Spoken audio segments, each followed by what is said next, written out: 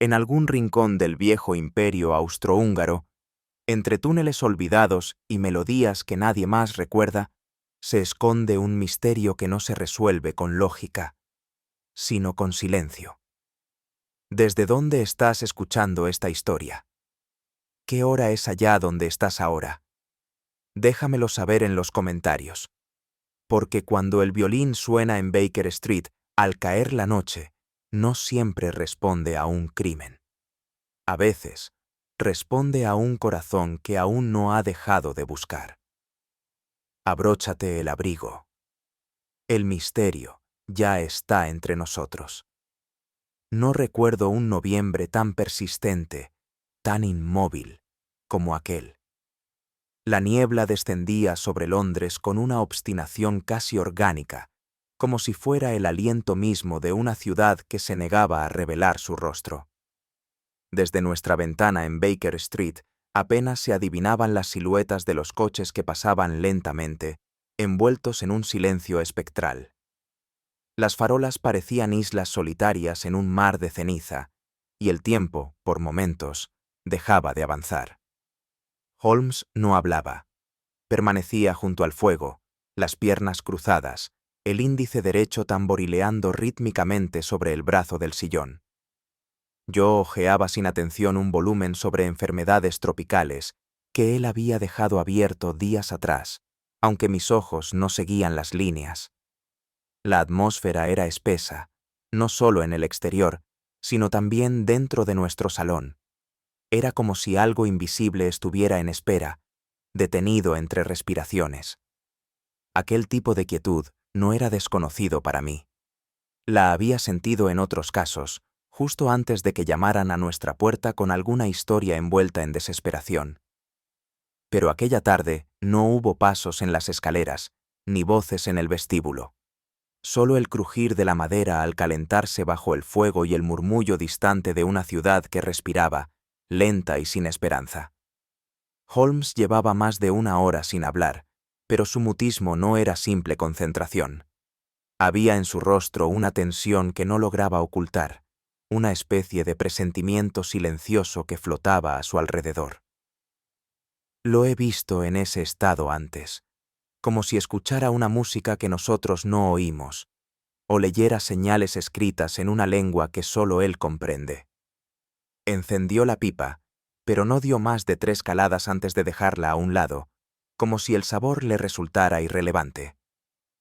Luego se levantó, cruzó la habitación lentamente y se detuvo ante la ventana. Su silueta, recortada contra la neblina del exterior, parecía de otro tiempo, de otro lugar. Sus palabras, cuando finalmente llegaron, fueron casi un susurro.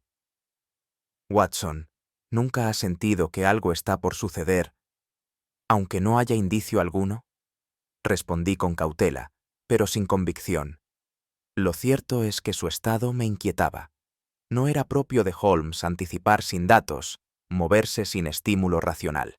Y sin embargo, aquella tarde, bajo ese cielo sin forma, había en él algo distinto. Como si una sombra aún sin forma ya hubiese cruzado el umbral. La campanilla de la puerta sonó con la nitidez de una interrupción necesaria. El sonido de pasos decididos en la escalera quebró la bruma interior como un trazo de tinta sobre papel húmedo. Holmes no se volvió. Permaneció en pie, inmóvil, mientras la figura del visitante se recortaba en el umbral. Era un hombre de rostro anguloso, severo, vestido con sobriedad casi militar. Un abrigo largo hasta los tobillos, de paño oscuro y cuello alzado, le envolvía como una armadura. Su bigote bien recortado no ocultaba del todo el temblor apenas perceptible en los labios. Sus ojos, sin embargo, hablaban más que sus palabras, lúcidos, tristes y marcados por una urgencia que no admitía demora. ¿El señor Sherlock Holmes? Holmes se giró con lentitud, como si confirmara algo que ya sabía. Le indicó un asiento con un gesto mínimo, sin necesidad de palabras. Barón Akos Feherbari, dijo el hombre mientras se sentaba. Vengo desde Budapest, no por voluntad, sino por necesidad. Una necesidad que me consume y me humilla. No era un discurso ensayado. Las palabras le dolían. Se notaba. Holmes lo escuchaba sin pestañear. Yo cerré el libro sobre mis rodillas, sabiendo, como siempre en esos instantes, que todo estaba a punto de comenzar.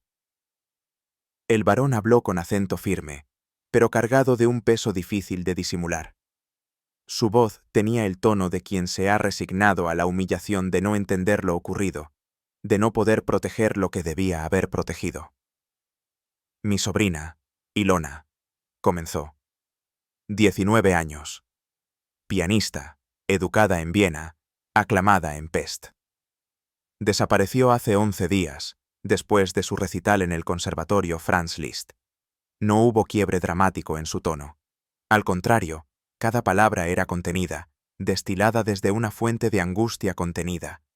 Nos contó que Ilona no regresó al palacio familiar tras su última actuación, que su camerino fue hallado en orden, excepto por una partitura rota sobre el piano, que no había señales de forcejeo, que la policía húngara sugirió una escapada juvenil. Holmes permanecía en silencio, las yemas de los dedos unidas frente a su mentón.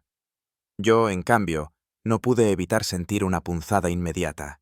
Había en la descripción de Ilona algo que trascendía lo anecdótico. Una sensibilidad escondida, una soledad, tal vez, que me resultaba inquietantemente familiar.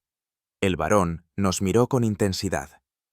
Si mi sobrina se ha fugado por amor, no regresaré a Budapest. Pero si alguien la ha obligado a desaparecer, entonces, solo usted puede encontrarla. Holmes no respondió de inmediato. Se inclinó hacia adelante, los ojos fijos en el rostro del varón. ¿Había niebla aquella noche? La pregunta parecía insignificante, pero el varón no la desestimó. Sí, pero no una niebla como esta de Londres. Era más espesa, inusual, como si no proviniera del aire, sino de otro lugar. Holmes alzó una ceja. ¿Y la policía no halló eso extraño? Dijeron que es común en otoño, cerca del Danubio, pero yo he vivido allí toda mi vida y nunca vi algo así. El silencio volvió a instalarse, pesado. Yo observé cómo la atención de Holmes se afilaba como un filo invisible. Esa niebla no era simplemente un fenómeno climático, era una señal. Un velo, tal vez, tras el cual se había cometido algo cuidadosamente calculado. Watson, dijo de pronto, sin apartar la vista del varón. Creo que nos espera un viaje. El varón habló brevemente de la prensa sensacionalista en Budapest. Rumores de un pretendiente secreto, de celos profesionales, de algún escándalo familiar cuidadosamente disimulado. Pero él no creía en habladurías. Quería hechos. Holmes se incorporó con calma. Asintió, una sola vez. Acepto el caso.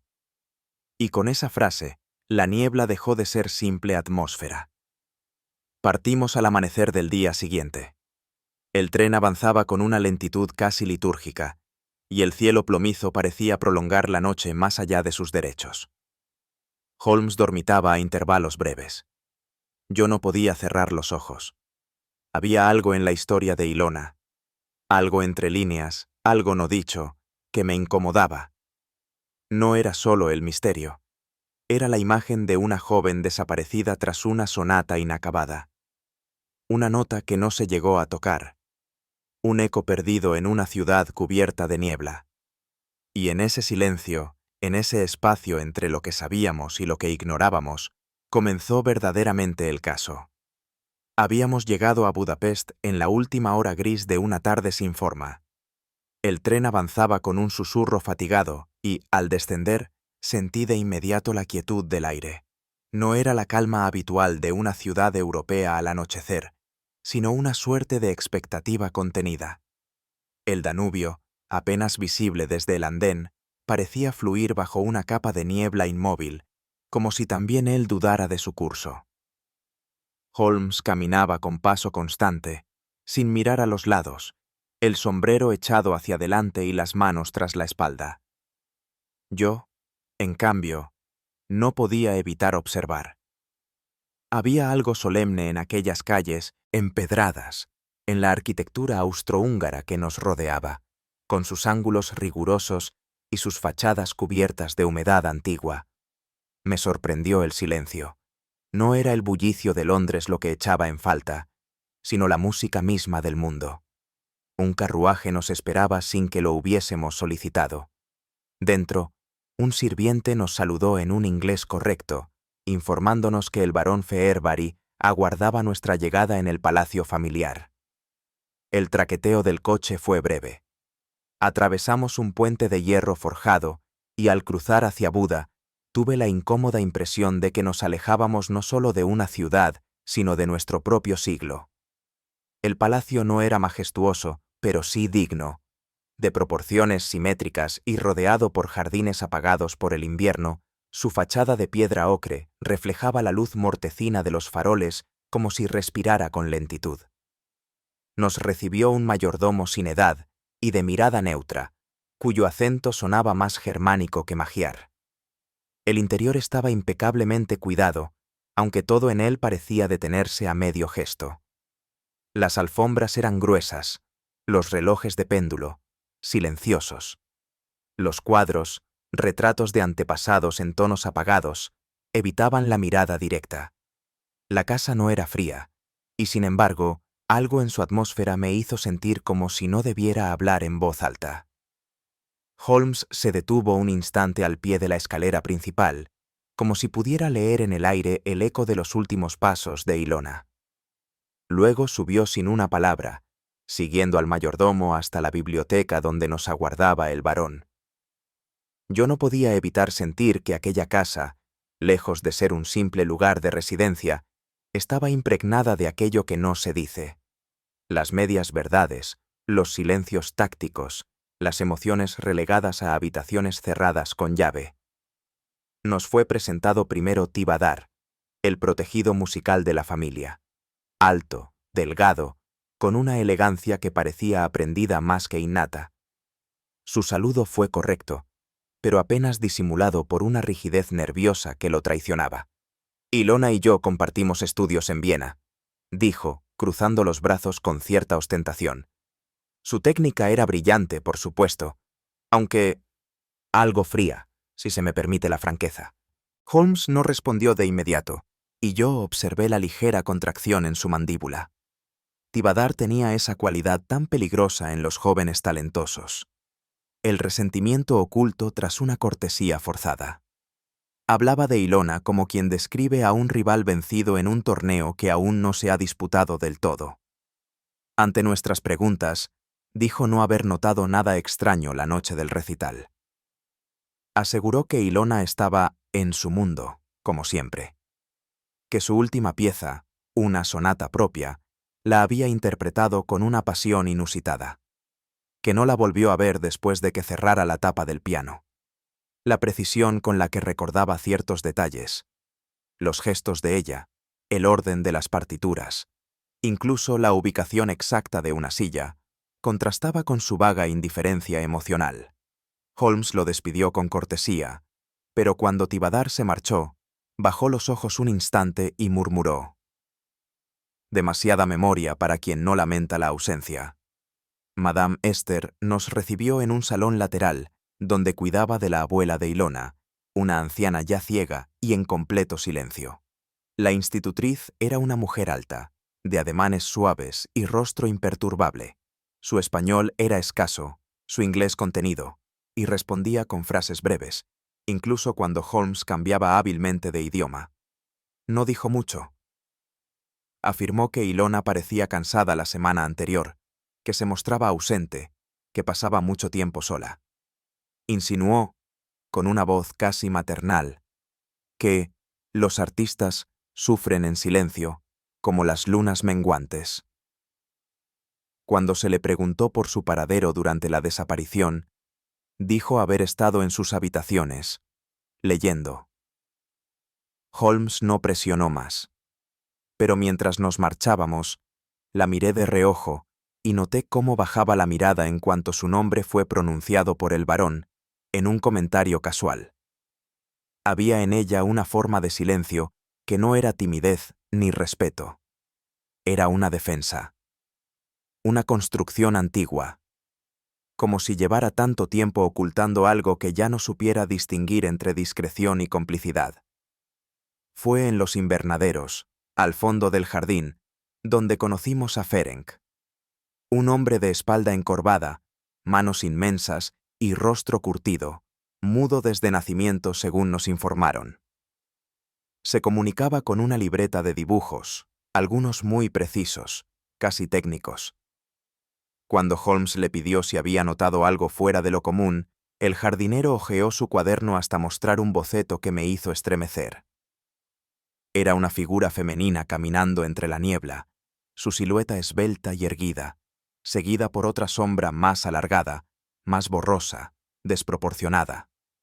Detrás de ellas, el contorno de lo que parecía el canal de riego del jardín, y una luna apenas esbozada sobre los árboles desnudos. Holmes lo observó largo rato, luego hizo una ligera reverencia. Yo, sin saber por qué, sentí que ese dibujo contenía más verdad que todas las palabras que habíamos escuchado hasta entonces. Nos recibió en la comisaría de Pest un hombre de bigote espeso y voz grave, el inspector Kadar. Su cortesía era irreprochable, pero su mirada tenía la arrogancia tranquila de quien no espera ser contradicho. Se fugó, dijo sin ambajes. Con algún estudiante del conservatorio, probablemente. No sería la primera vez. Jovencitas con talento suelen tener ideas peligrosas. Holmes no replicó. Tampoco mostró impaciencia. Escuchó, pidió detalles, examinó el informe policial con parsimonia. Luego cerró el expediente con 2 dedos y murmuró, más para sí que para el inspector. Una fuga no explica el silencio. Yo sabía, por su tono, que no creía ni una palabra del relato oficial, y que el verdadero trabajo apenas empezaba. De regreso al palacio, Holmes pidió examinar los efectos personales de Ilona. Fue entonces cuando notó 3 detalles que pasarían inadvertidos a cualquier otro. Primero, una partitura arrancada, la última hoja de la sonata que Ilona compuso. El resto estaba en su atril, pero esa hoja final, la resolución, el cierre, no aparecía por ninguna parte. Segundo, una taza de porcelana sobre la mesa del salón privado, todavía con restos de té sin azúcar.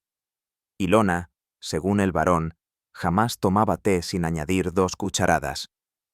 Y tercero, un rastro sutil de arcilla seca en el pasillo que conducía al ala este del jardín. Arcilla grisácea, distinta del suelo habitual de la zona, que Holmes recogió con su pañuelo sin decir una palabra. Esos 3 elementos, dispersos y silenciosos, parecían hablar entre sí. Formaban un triángulo invisible que Holmes, estoy seguro, ya había comenzado a trazar mentalmente. Esa noche, mientras el palacio dormía, escuché un nombre susurrado por uno de los criados, creyéndose solo. Caroli. Dijo que lo había oído en la sala de música, días antes de la desaparición. Un nombre que no figuraba en ningún informe. Un nombre sin apellido. Pero lo suficiente para despertar en Holmes esa expresión particular que precede a la deducción. No dijo nada. Aún. Pero su silencio, como la niebla del Danubio, comenzó a espesarlo todo. La habitación de Ilona, a la que se nos condujo con sigilo reverencial, permanecía tal como había sido hallada la noche de su desaparición. La cerradura, intacta. La llave, aún en la cerradura por dentro. No había rastro de violencia, ni asomo de lucha. Todo, en apariencia, había quedado suspendido. Una taza de té sin terminar sobre la mesa, una silla levemente apartada del escritorio, una pluma seca junto a un cuaderno abierto. Observé con atención los detalles, buscando alguna alteración, una disonancia. Pero lo que más me perturbó fue, precisamente, la armonía de todo. Demasiado orden, una quietud que no parecía natural. Como si alguien hubiese reconstruido minuciosamente la escena, o como si nada hubiese salido jamás de esa habitación. Holmes recorrió el perímetro en silencio. Sus pasos eran lentos, casi ceremoniosos. Su mirada se deslizaba por las molduras, el suelo de madera, el picaporte.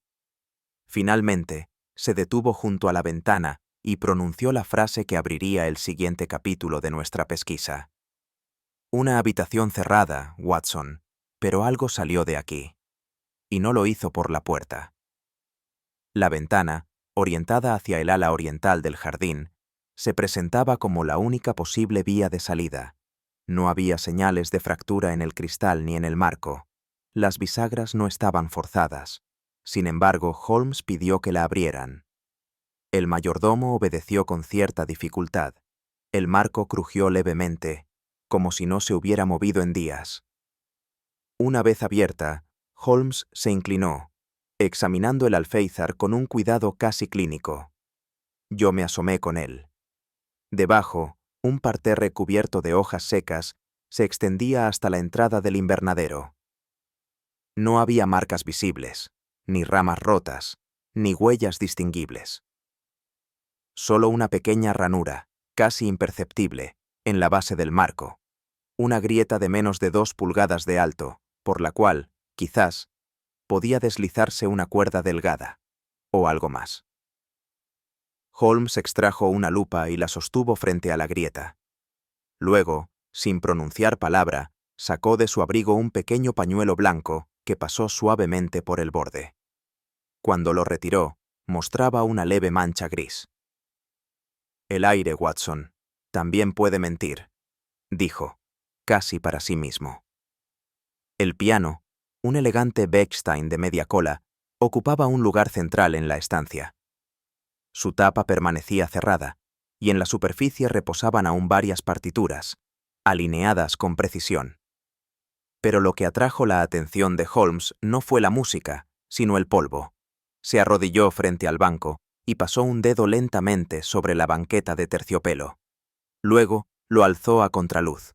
Yo apenas distinguía una ligera diferencia entre las zonas barridas y las intactas, pero para él era suficiente.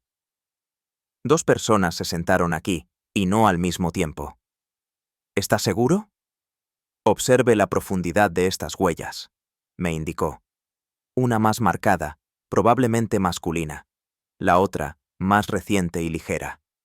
Abrió la tapa con cuidado y pulsó una sola tecla. El do central vibró con una afinación impecable, pero el sonido murió en el aire con una rapidez que me resultó desalentadora. Era como si el instrumento mismo se negara a cantar. Aquí se interpretó algo, dijo Holmes. No hace mucho, pero no fue una melodía para oídos públicos. Fue otra clase de mensaje. En la esquina opuesta al piano, junto al armario de nogal, descubrimos un espejo cubierto por una tela oscura, gruesa, sujeta con alfileres por la parte trasera. Fue el único objeto del cuarto que no armonizaba con el resto del mobiliario.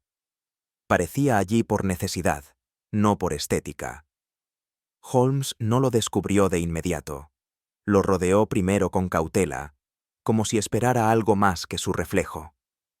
Luego, sin decir palabra, retiró la tela con lentitud.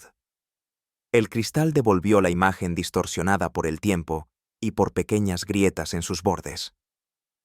Durante unos segundos, Holmes permaneció inmóvil, mirándose, o mirándonos, con expresión indescifrable. Yo sentí una incomodidad súbita, como si el espejo no reflejara únicamente el presente, sino algo no del todo resuelto, no del todo enterrado. Holmes alzó una mano y tocó el marco. La madera vibró levemente bajo sus dedos. Curioso, murmuró.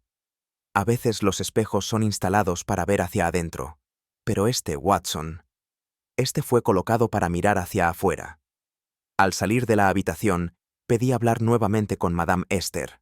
Me llevó a su salón privado, donde decía haber pasado la noche de la desaparición, sumida en la lectura de un volumen de memorias imperiales. El libro estaba sobre la mesilla, abierto en la mitad. Lo hojeé disimuladamente. Las páginas apenas estaban marcadas por el uso. Algunas aún permanecían pegadas entre sí. No quise apresurar conclusiones, pero sentí una frialdad creciente en su actitud, como si la cortesía que había mostrado antes ahora diera paso a una forma de resistencia pasiva.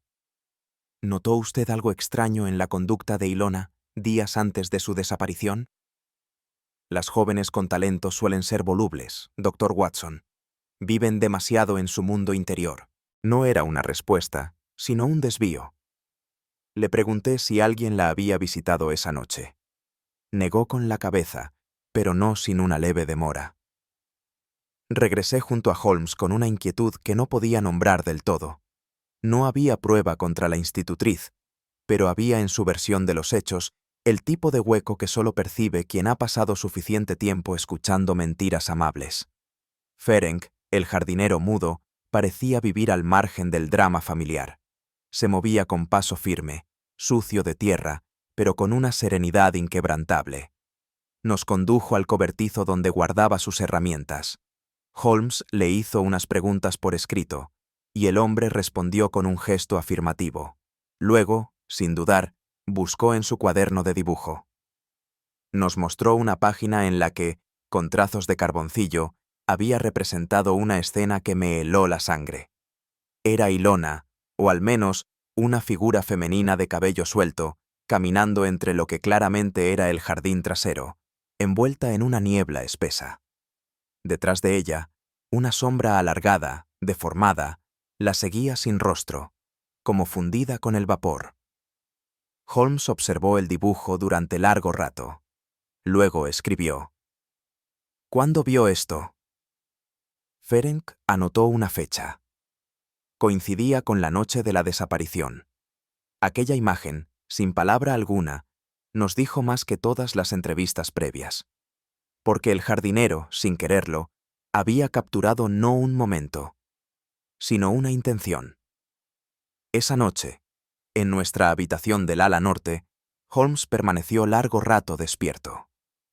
La lámpara de aceite proyectaba sombras móviles sobre las paredes, y el silencio solo era interrumpido por el crujido ocasional de la madera vieja. Watson, dijo finalmente, sin mirarme, ¿cuántas veces creemos ver algo simplemente porque lo esperamos? No respondí. Su tono no buscaba confirmación. Continuó.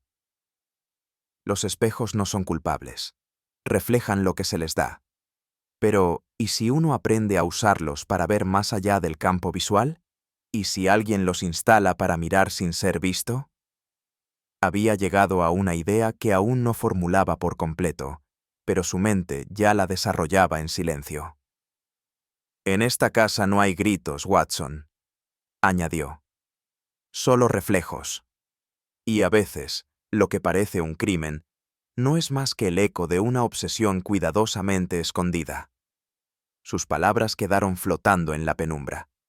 Yo sentí que, por fin, habíamos tocado algo esencial, pero aún no sabíamos qué. Me despertó un leve crujido, seguido del roce de una puerta cerrándose con sumo cuidado. Al incorporarme, noté la ausencia de Holmes. La lámpara de su escritorio aún ardía con timidez.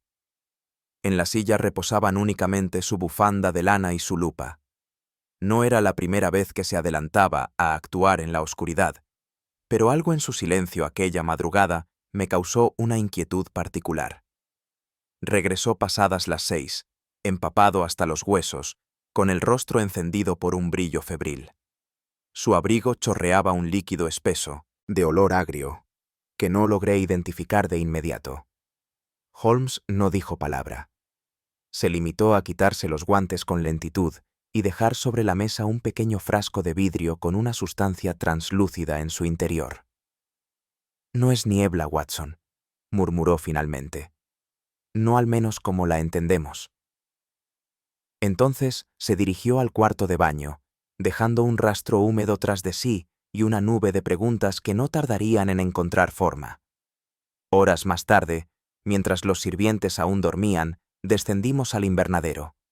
Holmes se movía con seguridad entre las jardineras, como quien regresa a un sitio previamente cartografiado en la mente. Las macetas estaban alineadas con excesiva simetría. Algunas parecían haber sido movidas recientemente, el polvo del suelo interrumpido, las marcas aún frescas. Se detuvo junto a un rosal seco, cuyas raíces sobresalían del suelo más de lo natural. Con la punta de su bastón metálico, removió la tierra hasta dejar al descubierto un tubo delgado de cobre, enroscado como una serpiente latente entre los rizomas. Este conducto no alimenta a ninguna planta, comentó. Está diseñado para liberar una mezcla con presión controlada. Mire aquí. Me mostró una válvula rudimentaria, disimulada entre dos ladrillos del muro bajo. Al girarla, un leve silbido se escapó de la unión. Lo curioso no es el mecanismo, Watson, dijo. Es su propósito. Y en ese instante supe que lo que habíamos respirado en Budapest no era parte del clima, sino de algo más deliberado y profundamente siniestro. En el pequeño laboratorio improvisado del ala sur del palacio, Holmes examinó la sustancia recogida durante su expedición nocturna. Mezclada con el aire del frasco, había condensado una especie de residuo aceitoso que flotaba con lentitud, casi hipnótico. No posee aroma, me explicó, lo cual es precisamente su mayor virtud. Nadie sospecharía de un gas sin olor, pero observe su densidad. Más pesado que el aire, se mantiene a ras del suelo, envolviendo los pies y subiendo lentamente, hasta que uno respira. Le pregunté por sus efectos. Confusión, desorientación breve, alteración de la memoria inmediata. No paraliza, pero sí anula el juicio durante algunos minutos. Lo suficiente para ser conducido, manipulado o desaparecer sin dejar rastro voluntario. Me estremecí. La niebla que tanto habíamos asociado al paisaje romántico de Europa Central era, en realidad, un velo cuidadosamente diseñado. Una construcción artificial disfrazada de fenómeno atmosférico. Y con ello, el crimen dejaba de ser un acto impulsivo. Se revelaba, más bien, como una composición. Una obra minuciosa, como la música que Ilona solía interpretar. Fue en el vestíbulo, mientras tomábamos una taza de café, que Holmes comenzó a desgranar su teoría. Lo hizo sin énfasis, con la serenidad de quien enhebra cuentas sobre un hilo invisible. No fue una desaparición espontánea, dijo. Fue una ejecución precisa. La sustancia que se liberó desde el invernadero no tenía por objeto dañar, sino cubrir. Y no solo visualmente. Su propósito era interferir en el relato posterior de los hechos. Recordó los testimonios confusos, la criada que creyó oír pasos, el jardinero que vio sombras sin forma, el profesor que notó una falta de aire inusual. Ninguno mentía, pero todos habían sido parcial y sutilmente engañados. La niebla fue la coartada, Watson, no para encubrir lo que ocurrió, sino para sembrar dudas sobre lo que no se vio. Y en esa niebla, Ilona fue extraída sin violencia, sin huellas, sin que nadie recordara con claridad cómo. Yo asentí en silencio. La lógica era irrefutable, y sin embargo, más inquietante que cualquier suposición previa. Porque demostraba que todo había sido planeado no solo para ocultar, sino para desdibujar la propia idea de certeza. Holmes pidió acceso al plano original del terreno. El barón, aunque perplejo, lo proporcionó. En él, un pasaje apenas señalado conectaba el ala este del palacio con el canal de riego que bordeaba el invernadero. Aquí, indicó Holmes señalando un recodo. Si Ilona fue sacada por la ventana, como sospechamos, pudo ser conducida por este sendero oculto, bajo la cobertura del vapor, directamente hasta el canal. De allí, un bote, o incluso una simple plataforma pudo llevarla hasta otra entrada. Volvimos al jardín. Holmes midió las distancias, se arrodilló junto al borde del canal y extrajo del lodo una cuerda aún húmeda, cortada limpiamente. Una cuerda, una niebla, una música, murmuró. Todo compuesto con la precisión de una partitura. Yo lo miraba con una creciente sensación de extrañamiento. La lógica era impecable, sí, Pero había en todo aquello una dimensión estética, una teatralidad, que me producía un vértigo moral. ¿Qué clase de mente urdiría un secuestro como si fuera un acto escénico? Holmes no respondió. Solo guardó la cuerda en su bolsa de pruebas, sin decir más. Aquella noche, observé a Holmes desde mi escritorio. Él estaba en el suyo, concentrado en una nota que escribía con una letra aún más delgada de lo habitual. La lámpara proyectaba una sombra alargada sobre el suelo. Su rostro, aunque sereno, tenía una palidez distinta. No era fatiga, ni frío. Era algo que yo apenas empezaba a reconocer en él, una clase de absorción total, peligrosa en su intensidad. No me atreví a interrumpirlo, pero sentí la necesidad de decir algo. No lo hice. Me limité a cerrar mi cuaderno, dejando entre sus páginas la duda que me acompañaba desde que llegamos a Budapest. ¿Y si esta vez el crimen no era solo una pregunta, sino también un espejo? El conservatorio Franz Liszt nos recibió con el eco solemne de los grandes salones vacíos. Allí, donde la música había resonado en plenitud, solo quedaban las notas suspendidas en el recuerdo y las miradas evasivas de quienes preferían no hablar más de Ilona Fehervari. Holmes solicitó entrevistas breves con 3 de sus antiguos profesores. El primero, un maestro de teoría armónica, nos habló con respeto, aunque sin afecto, de su talento. La calificó de precisa, reservada, ajena al halago. El segundo, un viejo pianista de dedos nudosos, se detuvo un instante antes de decir lo que parecía pesarle. Ilona temía su propio recital final. Tenía una especie de pavor contenido. Tocaba como si supiera que no iba a volver a hacerlo.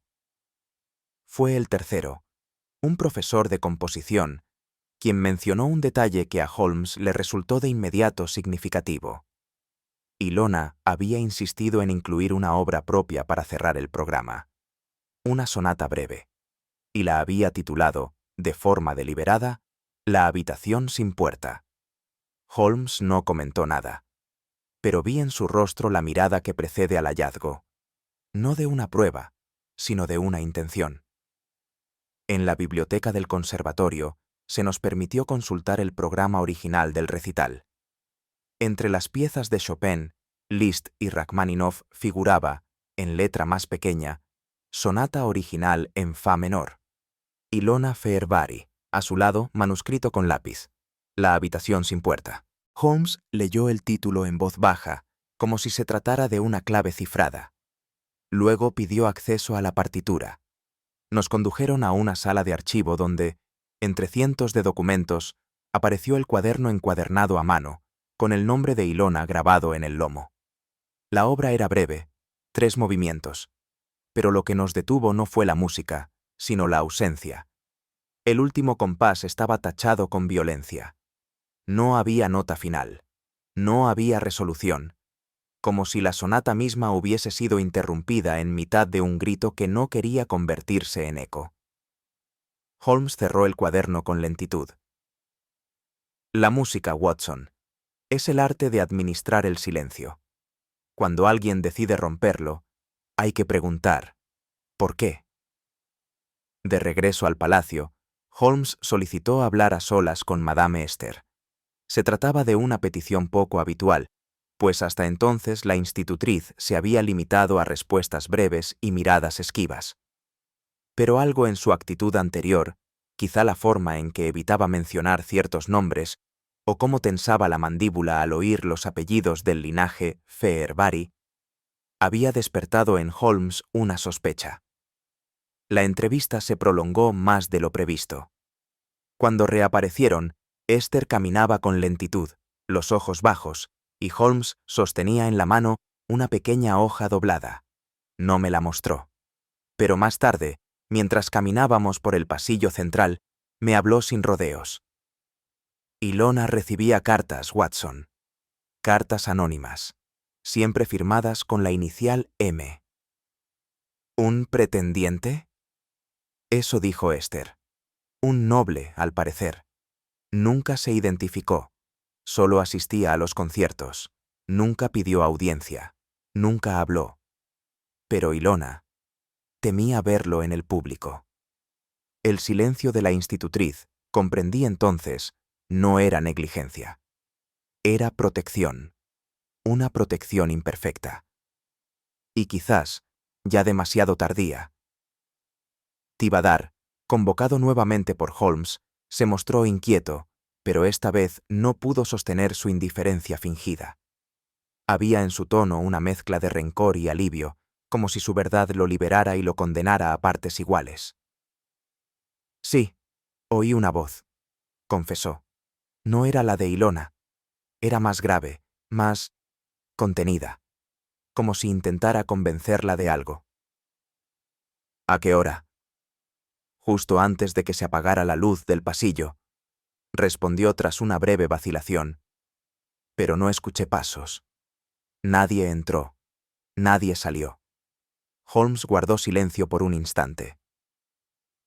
¿Podría reconocer esa voz si la oyera de nuevo?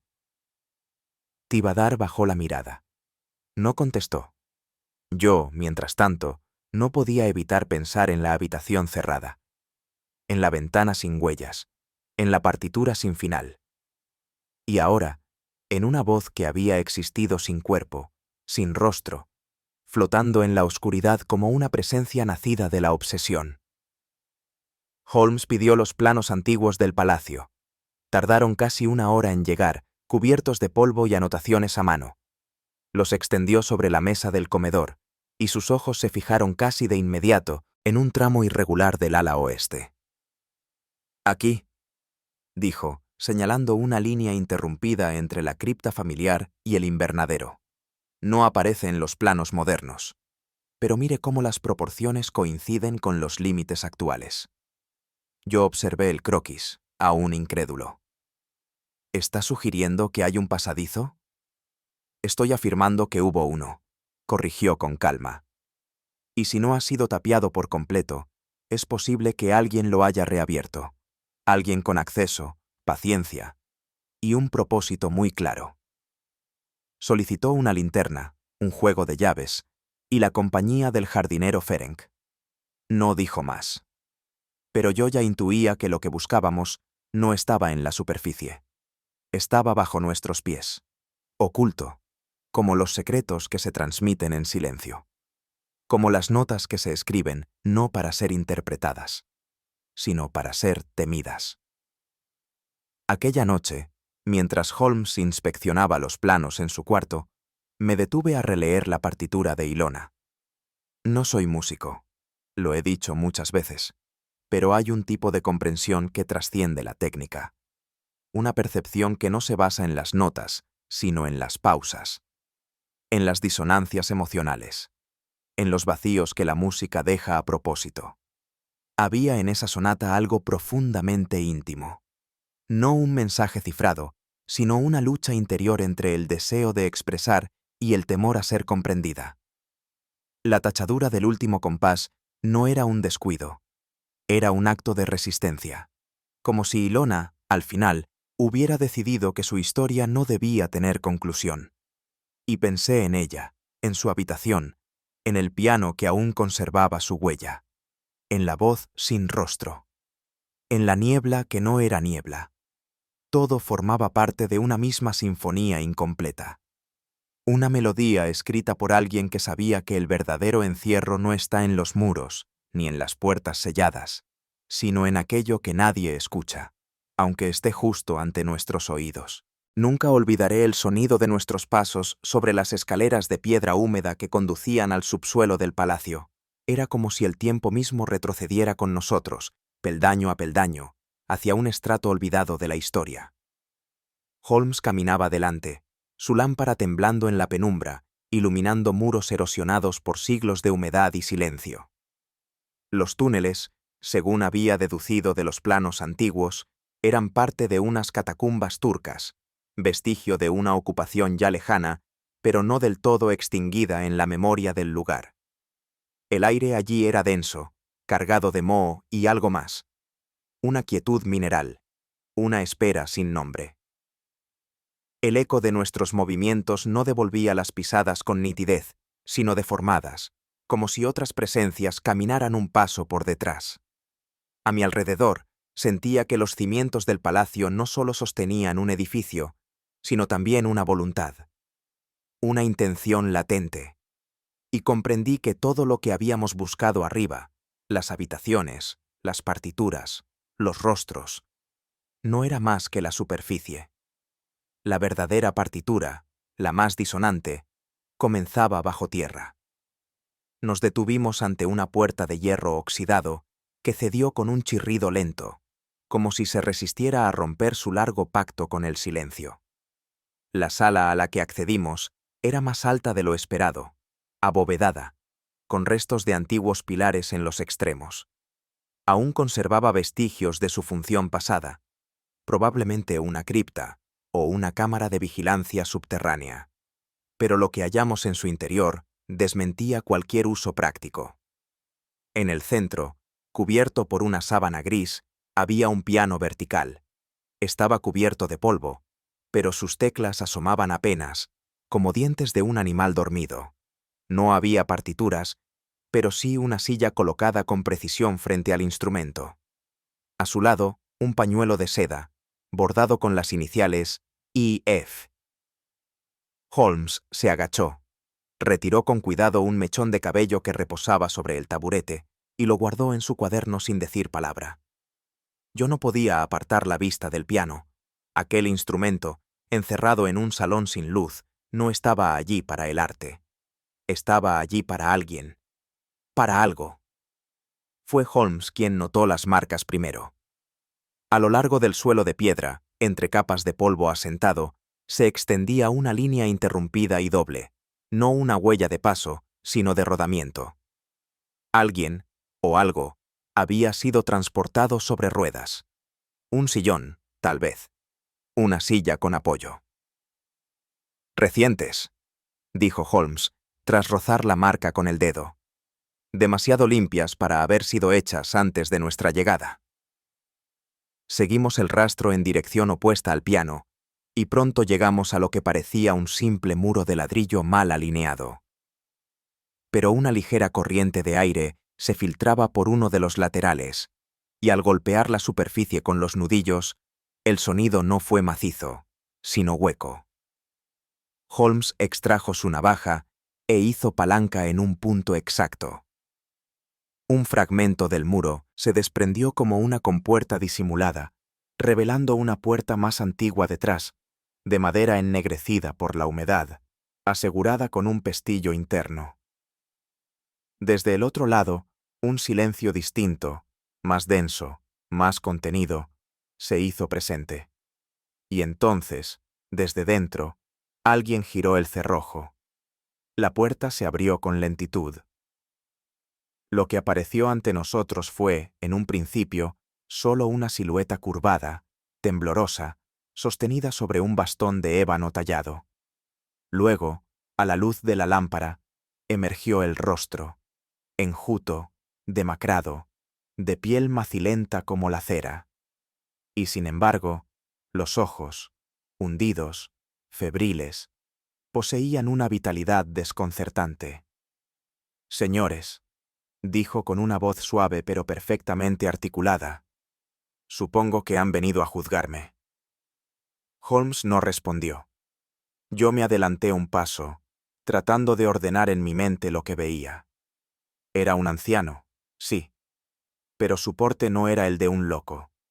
Había en él un aire de dignidad destruida, como un noble al que se le hubiera negado el derecho a morir.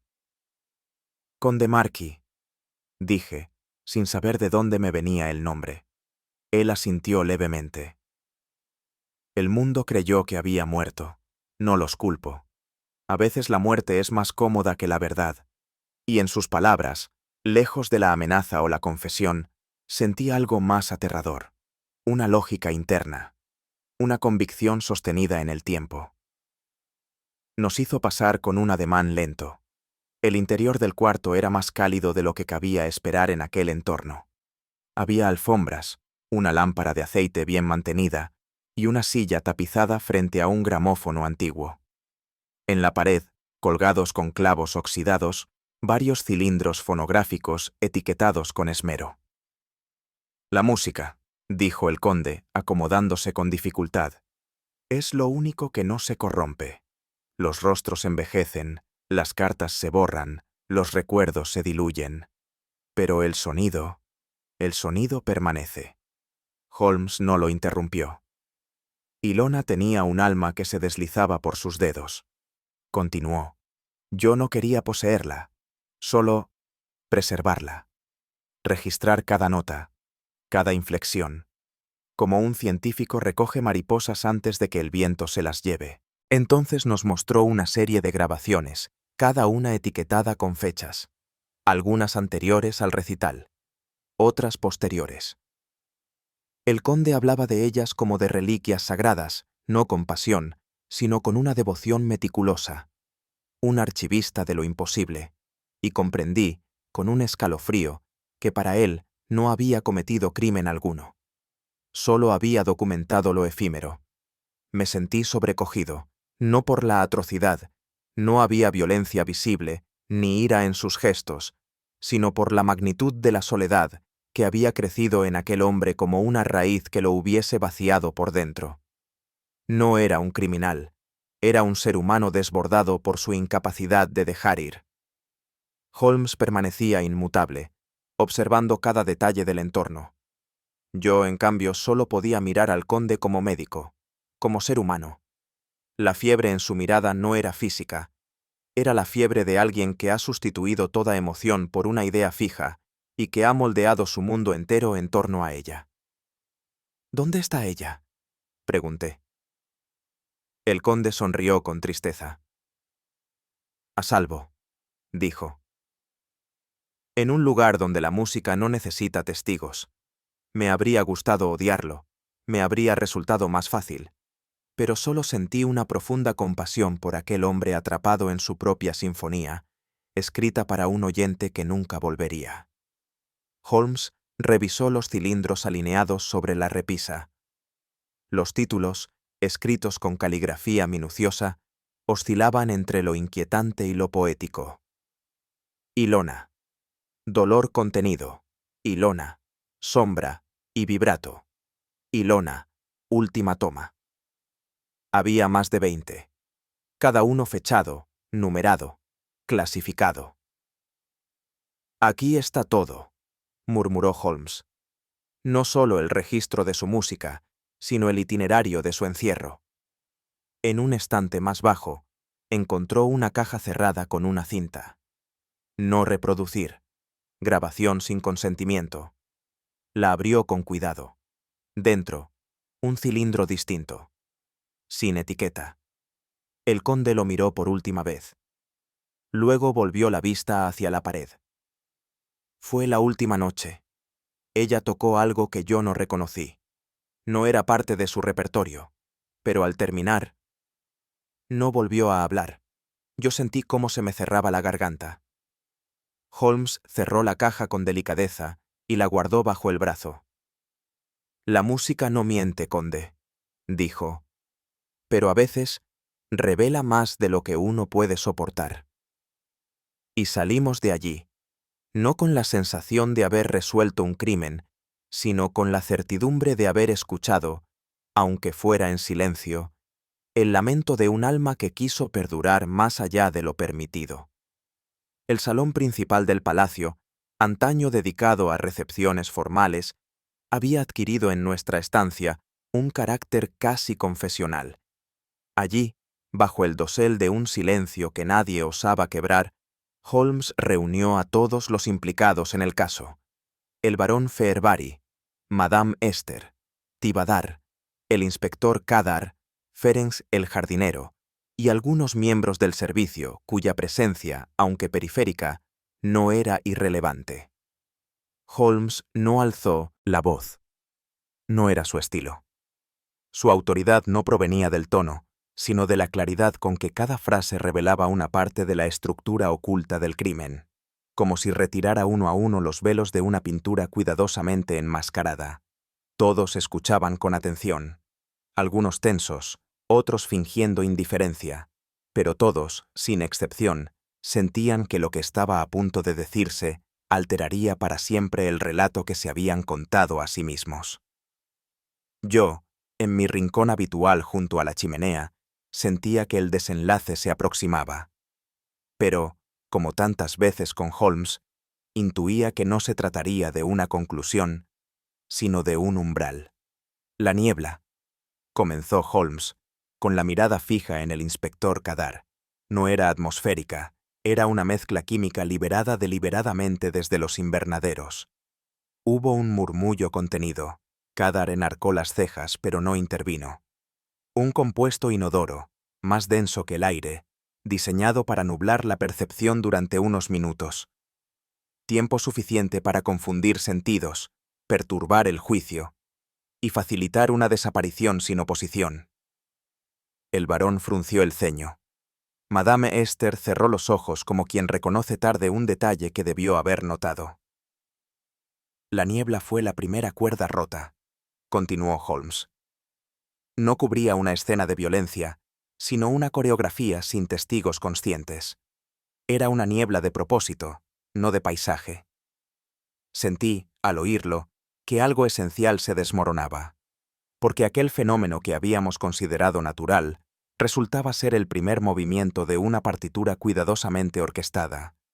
Y entonces supe que Holmes no se proponía acusar, se proponía revelar. Holmes desenrolló uno de los planos antiguos del palacio y lo extendió sobre la mesa central.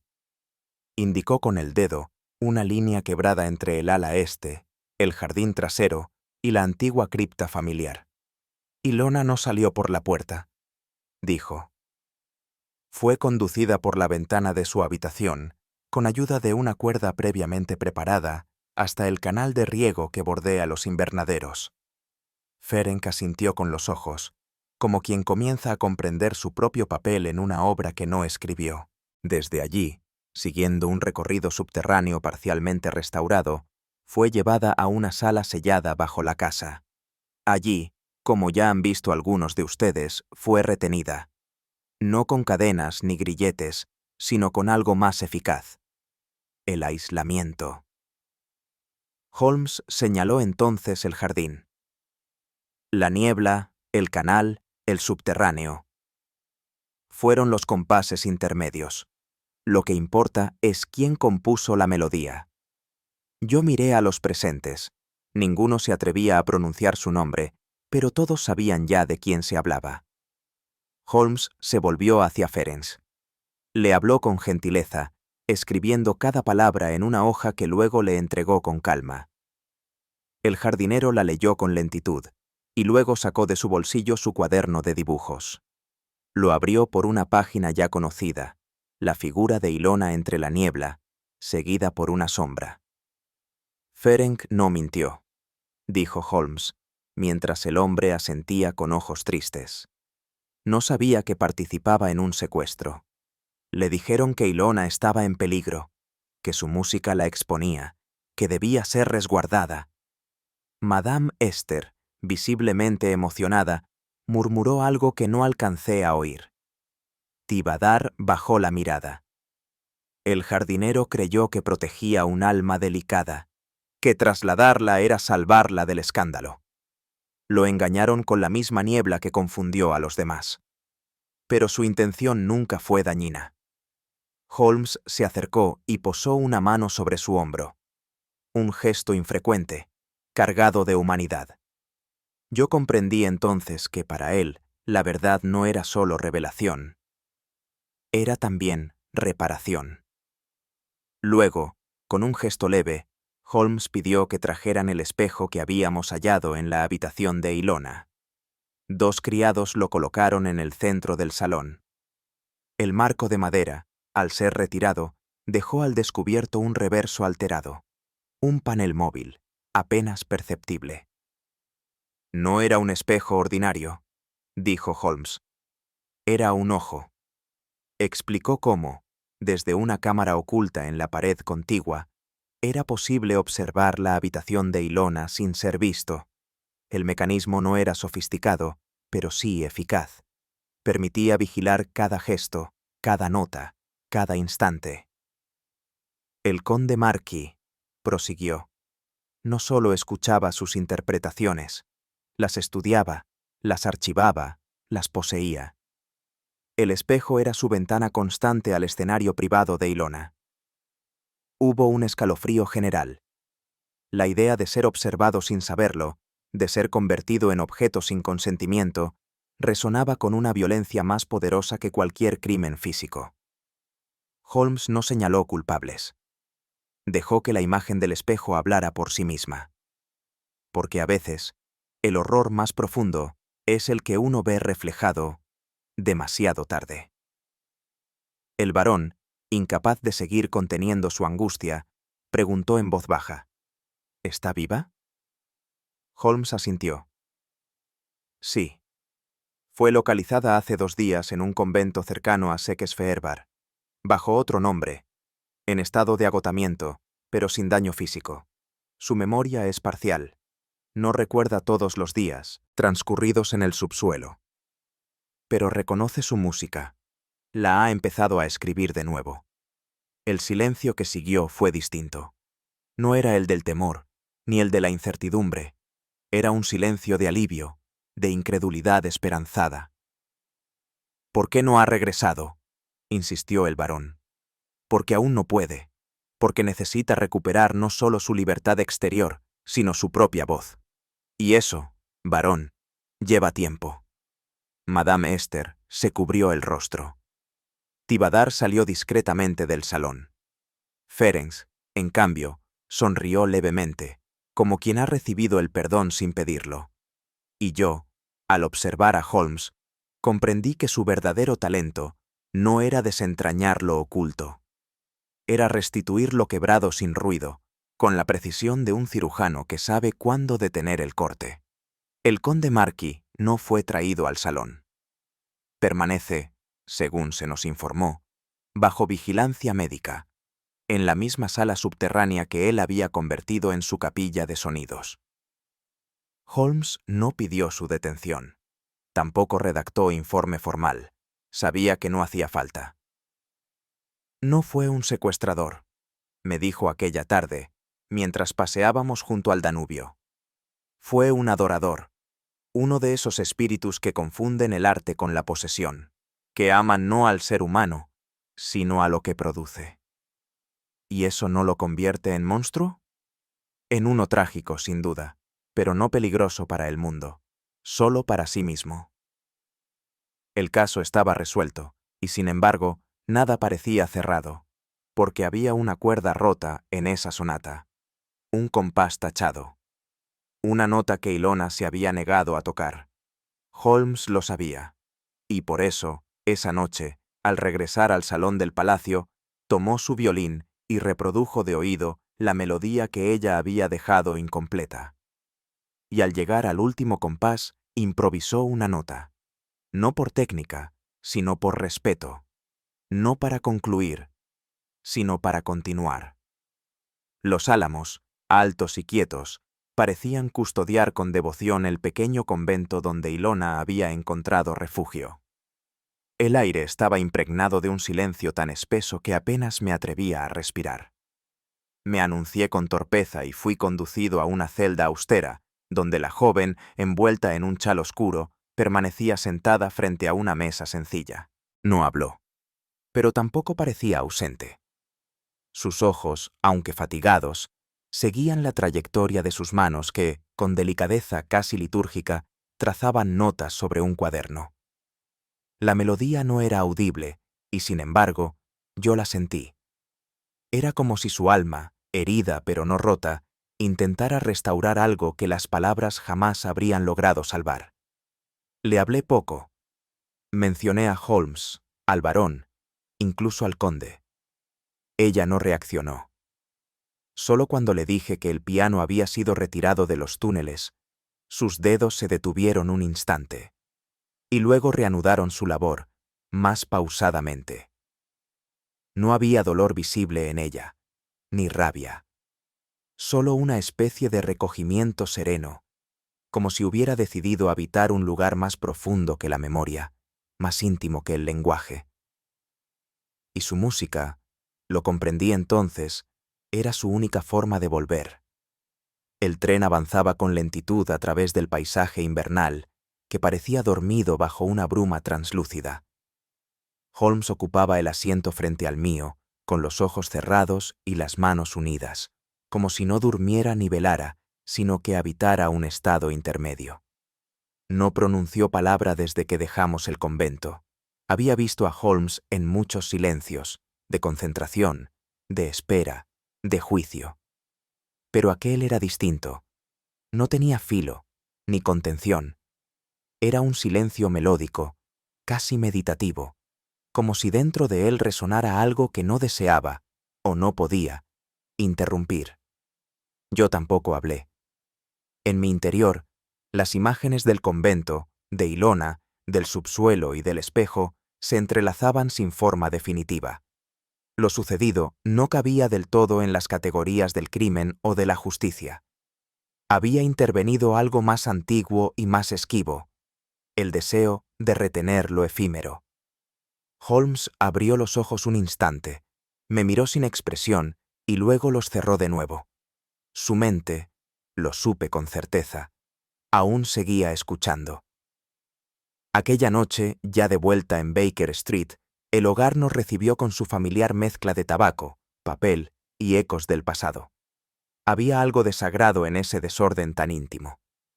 Holmes no encendió la lámpara de gas. La penumbra le bastaba. Abrió el estuche de su violín con la misma reverencia con la que otros abren libros sagrados. Lo afinó sin palabras y comenzó a tocar. No era una melodía que yo conociera, y sin embargo, me resultaba dolorosamente familiar. Era Ilona. O mejor dicho, era la ausencia de Ilona, tejida en sonido. Cada nota parecía buscarla, como si Holmes intentara restituir, desde su rincón londinense, lo que el tiempo y el miedo habían desgarrado.